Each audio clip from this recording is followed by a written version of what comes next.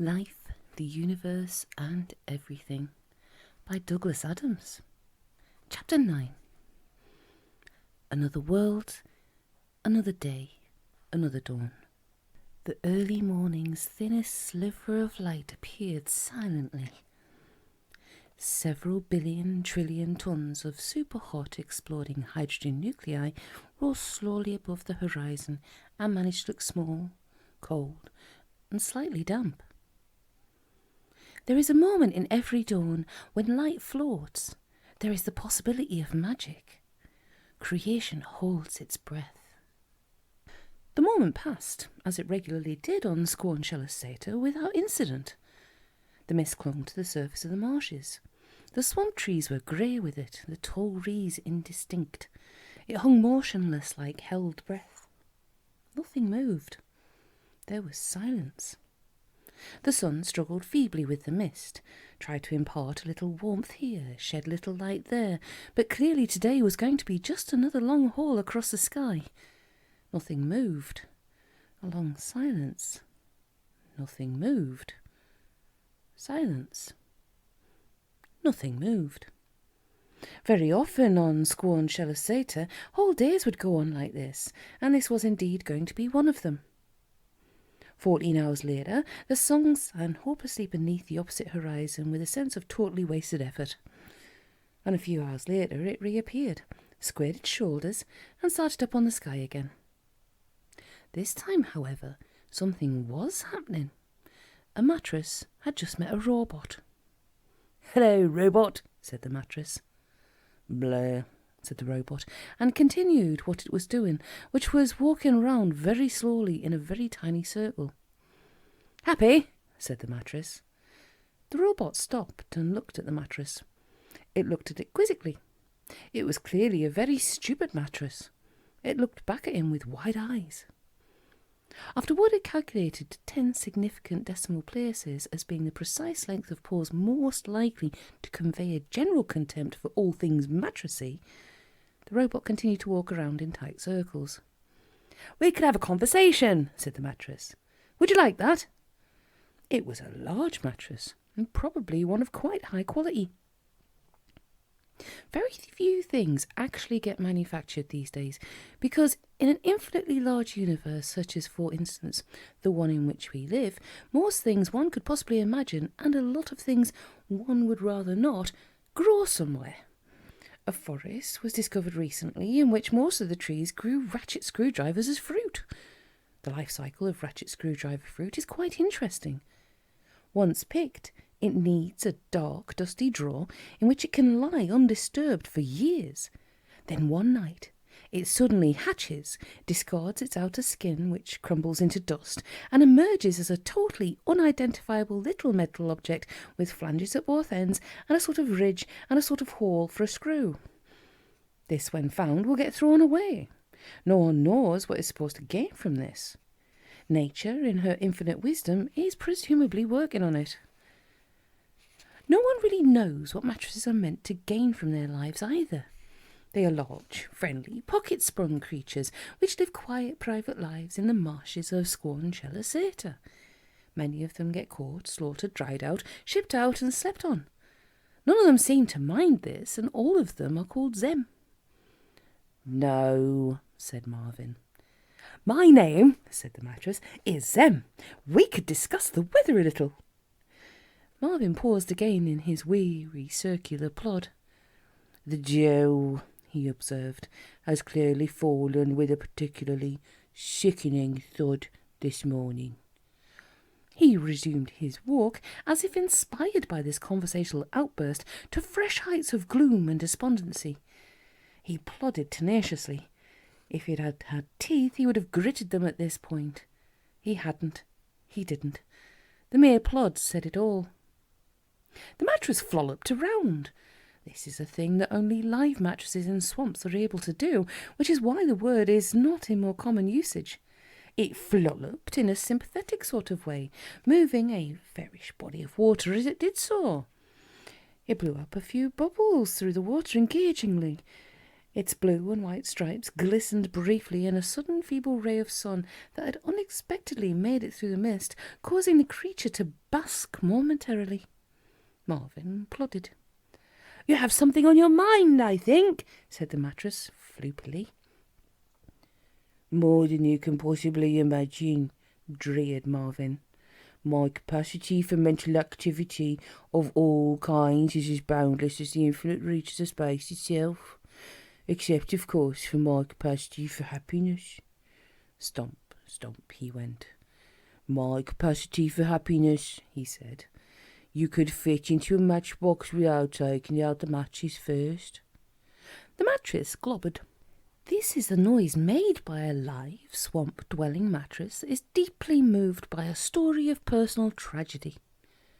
The word can also, according to the ultra-complete Maximegalon dictionary of every language ever, mean the noise made by the Lord High Sanvalvag of Hollop on discovering that he has forgotten his wife's birthday for the second year running.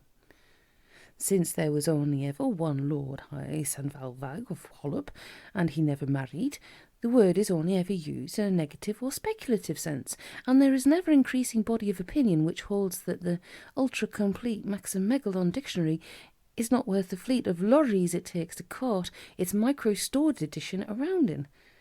Strangely enough, the dictionary omits the word floopily, which simply means in the manner of something which is floopy. The mattress globbered again.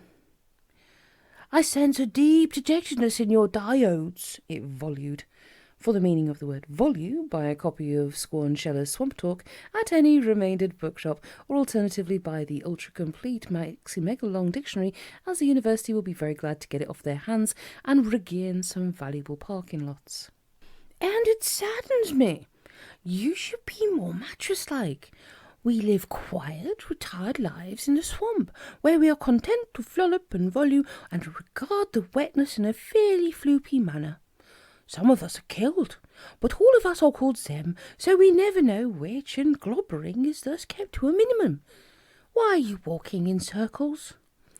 "Because my leg is stuck," said Marvin simply. "It seems to me," said the mattress, eyeing it compassionately, "that it's a pretty poor sort of leg." "You're right," said Marvin. "It is."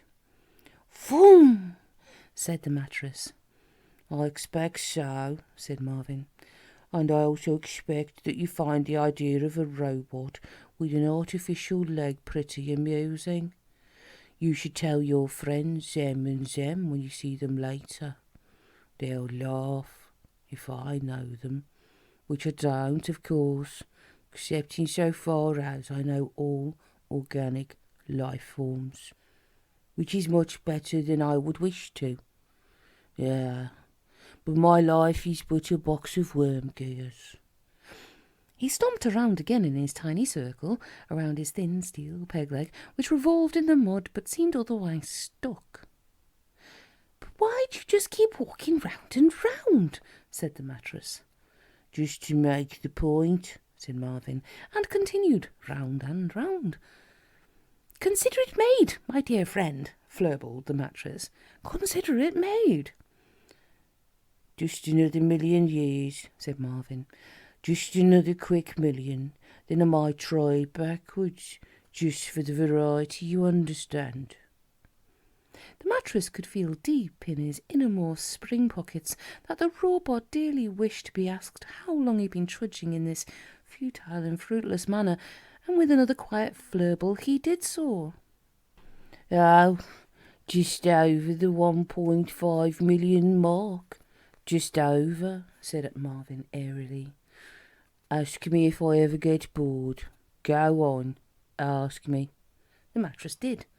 Marvin ignored the question. He merely trudged with added emphasis. "I gave a speech once," he added suddenly, and apparently unconnectedly. "You may not instantly see why I bring the subject up, but that's because my mind works so phenomenally fast, and I am at a rough estimate 30 billion times more intelligent than you.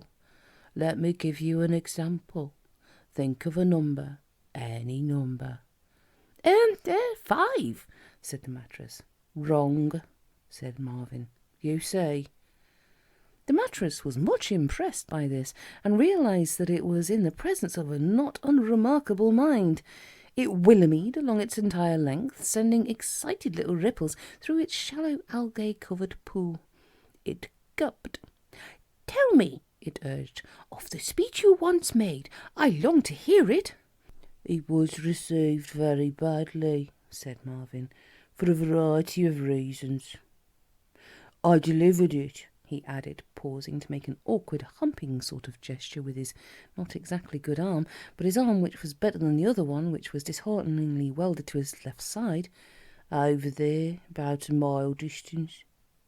He was pointing as well as he could manage, and he obviously wanted to make it totally clear that this was as well as he could manage, through the mist, over the reeds, to a part of the marsh which looked exactly like the same as every other part of the marsh.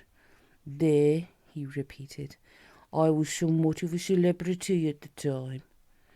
Excitement gripped the mattress. It had never heard of speeches being delivered on Scornshellers Theatre, and certainly not by celebrities. Water spattered off it as a thrill glurried across its back. It did something which mattresses very rarely bother to do. Summoning up every bit of its strength, it reared its oblong body, heaved it up into the air, and held it quivering there for a few seconds, whilst it peered through the mist over the reeds at the part of the marsh which Marvin had indicated, observing without disappointment that it was exactly the same as every other part of the marsh. The effort was too much, and it flodged back into its pool, deluging Marvin with smelly mud, moss, and weeds. "I was a celebrity," droned the robot sadly, "for a short while, on account of my miraculous and bitterly resented escape from a fate almost as good as death in the heart of a blazing sun. You can guess from my condition," he added, "how narrow my escape was. I was rescued by a scrap metal merchant. Imagine that. Here I am, brain the size of... never mind." He trudged savagely for a few seconds. "He it was who fixed me up with this leg. Hateful, isn't it? He sold me to a mine, so I was a star exhibit. I had to sit on a box and tell my story whilst people told me to cheer up and think positive. 'Give us a grin, little robot,' they would shout at me. 'Give us a little chuckle.' I would explain to them that to get my face to grin would take a good couple of hours in a workshop with a wrench, and that went down very well." "The speech," urged the mattress. "I long to hear of the speech you gave in the marshes." "There was a bridge built across the marshes, a cyber-structured hyper-bridge, hundreds of miles in length to carry iron buggies and freighters over the swamp." "A bridge?" quirled the mattress. "Here, in the swamp?" "A bridge," confirmed Marvin. "Here in the swamp. It was going to revitalise the economy of the Scornshellers system. They spent the entire economy of the Scornshellers system building it. They asked me to open it, the poor fools." It began to rain a little. A fine spray slid through the mist. "I stood on the platform. For hundreds of miles in front of me and hundreds of miles behind me, the bridge stretched." "Did it glitter?" enthused the mattress. "It glittered." "Did it span the miles majestically?" "It spanned the miles majestically." "Did it stretch like a silver thread far out into the invisible mist?" "Yes," said Marvin. "Do you want to hear this story?" "I want to hear your speech," said the mattress. "This is what I said. I said, I would like to say, it is a very great pleasure, honour and privilege for me to open this bridge, but I can't because my lying circuits are all out of commission. I hate and despise you all. I now declare this hapless cyberstructure open to the unthinking abuse of all who wantonly cross her." And I plugged myself into the opening circuits. Marvin paused, remembering the moment. The mattress flirred and gruyed. It flolloped, gupped and willowied. doing this last in a particularly floopy way.